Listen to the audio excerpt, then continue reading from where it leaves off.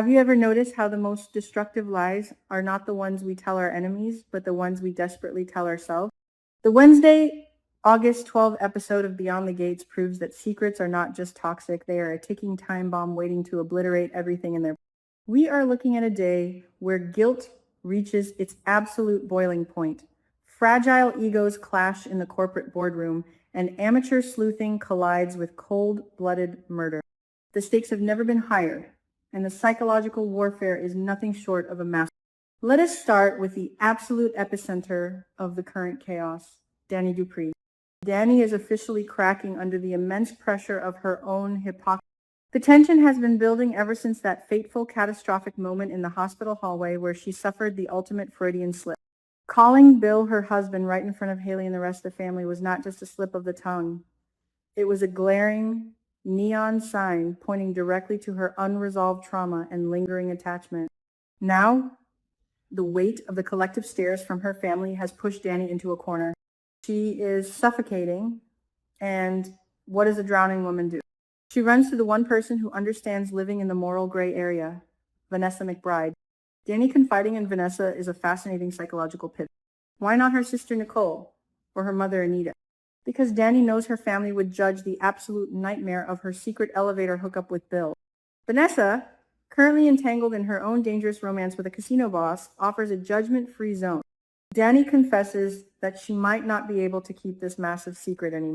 She's actively contemplating blowing up her own life and telling Andre the truth. But let us analyze her logic here. Is Danny wanting to confess because she respects Andre, or is she simply trying to relieve her own agonizing guilt? Confession is often a selfish act masquerading as honesty, and Danny is desperately trying to scrub her conscience clean, even if it means destroying the best man she has ever known. But oh, the delicious, agonizing irony of it all. While Danny is agonizing over her infidelity, Andre is fighting his own terrifying demon. Andre seeks out Ted Richardson for advice, mirroring Danny's desperate need for a sound.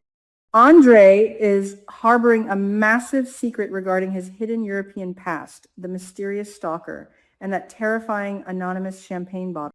He is paralyzed by the fear that his dark history will catch up to him and ruin his pristine marriage to Danny. Both Danny and Andre are sitting on nuclear secrets, both utterly terrified of rupturing their relationship. They are so consumed by their individual deceptions that they cannot see their partner is drowning in the exact same ocean of lies. If the truth comes out, who will have the right to judge the other? While marriages crumble under the weight of secrets, physical lives are on the line elsewhere in Fairmont Crest. Catherine Cat Richardson has officially painted a massive glowing target on her own back. By actively joining forces with Naomi and Chelsea to investigate Haley's shady relationship with Randy Parker, Cat has crossed a very dangerous line. She thinks she's playing a harmless game of Nancy Drew, trying to protect her step-uncle Bill, but Kat is acting with the reckless impulsivity of someone who just survived a liver transplant and feels invincible. She fails to realize the sheer magnitude of the threat she is poking. Let us be brutally honest about Haley Hamilton. She's not merely a gold-digging opportunist looking for a quick payout. She is a calculating, remorseless black widow currently executing a slow-burn poisoning of her husband. Haley's plan to isolate Bill insane barged for a lethal injection and a quick cremation was thwarted by his sudden collapse, leaving her cornered and frantic. Cornered predator is most dangerous. Kat's relentless snooping makes her a direct existential threat to Haley's $10 million endgame. Haley will not simply stand by and let a meddling relative ruin her pay.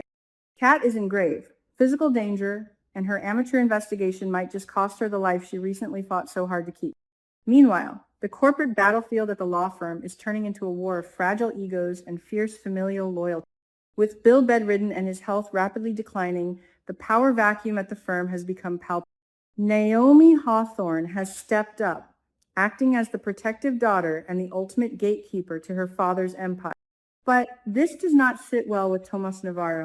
Tomas and Naomi clash fiercely, and the underlying logic of their conflict is rooted in deep-seated insecurity and ambition. Tomas feels his succession plan, his rightful place at the head of the table, is being actively threatened by Bill's absence and Naomi's sudden authority. We must analyze Tomas's psychological state to truly understand his obstructive behavior. His masculinity and ego have taken a severe beating lately.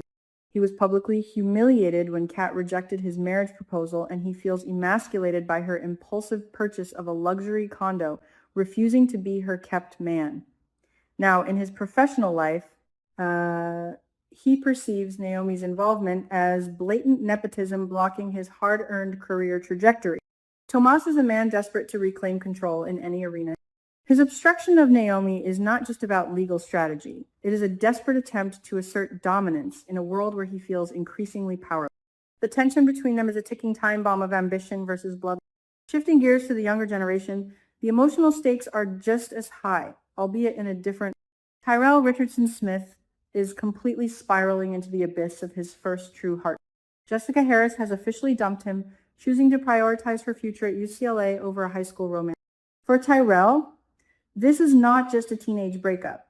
It is a catastrophic triggering of his deep-seated abandonment issues from his childhood in the orphanage.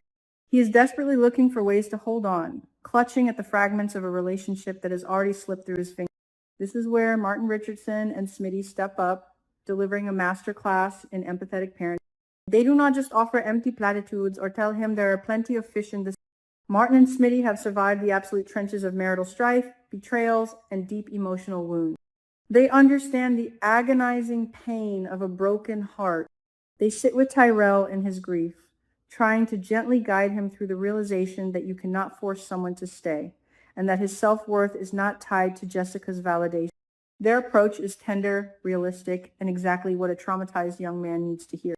But while the fathers offer a soft place to land, Samantha Richardson delivers a brutal, unapologetic reality. Unable to sit back and watch her brother bleed emotionally, Samantha corners Jessica. We all know the fiercely protective sister trope, but Samantha elevates. She confronts Jessica with absolute bluntness, reminding her of the reality of the situation. Samantha accuses Jessica of playing with Tyrell's fragile feelings, treating his devotion like a disposable high school accessory. Samantha does not care about Jessica's college dreams or her need for independence. She only sees the collateral damage inflicted on her brother. Is Jessica truly the villain in this teenage melodrama? Logically, no. She is a young woman setting necessary boundaries as she transitions into a new, demanding chapter of her life at college. Long-distance relationships are notoriously difficult, and she is making the mature, albeit painful, choice to cut the cord cleanly. But logic has no place in the fierce, tribal loyalty of the Richardson Smith. To Samantha, Jessica's pragmatism is perceived as cruel indifference. The confrontation highlights the agonizing disconnect between doing what is right for oneself and the inevitable pain it causes to someone who loves you. When we look at the overarching tapestry of this August 12 episode, a singular tragic theme emerges: the destructive nature of protection. Every single character is acting out of a desperate need to protect. Danny is trying to protect her conscience. Andre is trying to protect his hidden past. Kat is trying to protect Bill. Tomas is trying to protect his bruised pride and career. And Samantha is trying to protect her brother's heart. Yet, in their frantic attempts to build walls and shield themselves, they are actively laying the foundation for their own. As we leave Fairmont Crest today, we are left with a haunting question that demands an answer.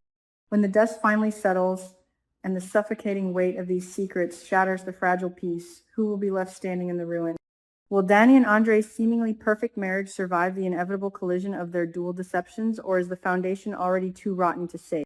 Keep your eyes peeled, because the fallout is going to be spectacular.